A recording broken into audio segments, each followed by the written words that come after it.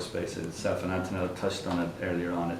It's now got that whole API platform built in on the back end, so we're not restricted to certain kind of pieces of technology that we were able to deliver on our APIs for our online. It's now available on desktop.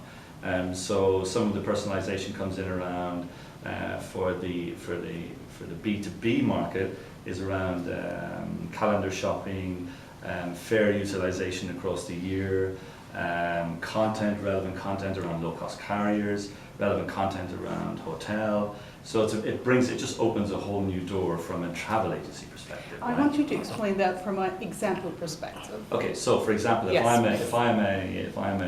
I'll go raw. If I'm a basic travel agency sitting at Sabre Red Workspace, there was a time where you would put in some entries and you get some data and it comes up and it's very, very disciplined in terms of the look and feel. I mean, that has all changed now. So what the agency can do is when they have a customer in front of them, the agency will be able to look at a whole broad spectrum of, actually, you're now traveling in June, but actually if you travel in July or August, the fare is £200, €200 cheaper, or 400 dirham, whatever it may be. Or if you change the airport, so you have multi-airports, you have multi-shopping, all of that is now brought to them on a full screen. So their service to their customer is a lot richer in relation to data and in relation to content. Calendar shopping, again, same principle. We see it in a lot of OTAs today, but we're now bringing that format into the travel agency environment.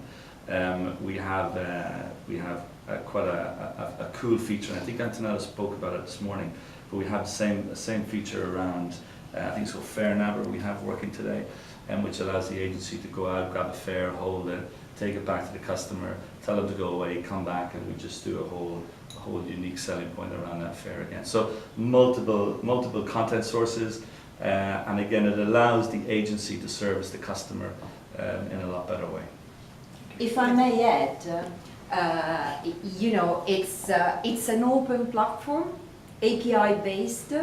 So we try to provide our customers and our travel agencies offline this time as much as we can, but being open and being API based, any different source of content or additional technology can be plugged to customize as much as possible the experience, the workflow that Sabre Workspace can provide to.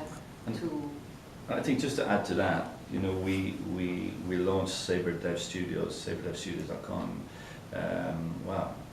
4 years ago when we joined Mark. 3 or 4 years ago. No, and that really is to cater for the techie, right? So Sabre had a developer resource center from a technical perspective, developing the APIs from an OTA side of the business. The data was not structured. You could not find it anywhere. What Sabre have done at Sabre Dev Studios, they've given the developer that ability to not only go in and have a look at what the API is all about, relevant to shopping, but they can go in and test the API. They look at the data structure, they look at the formats, everything that goes along with that. And I have to say the response back that we've been getting from our bigger OTAs and our OTAs who are now just starting to go online is absolutely amazing. We have, as I said earlier, over 150 APIs in there that our customers can use to actually look at how they can play in a meta environment. We have the APIs to sort out a meta channel, and we have the APIs for pure direct traffic. And again, we have over 100 apps, which allows startups to come in and register. Click our web services agreement, and off they go and register as a preferred partner for Sabre, and that gives them exposure across the globe, not just in their region.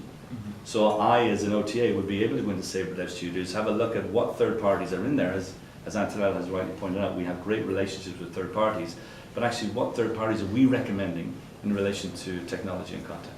Thank you.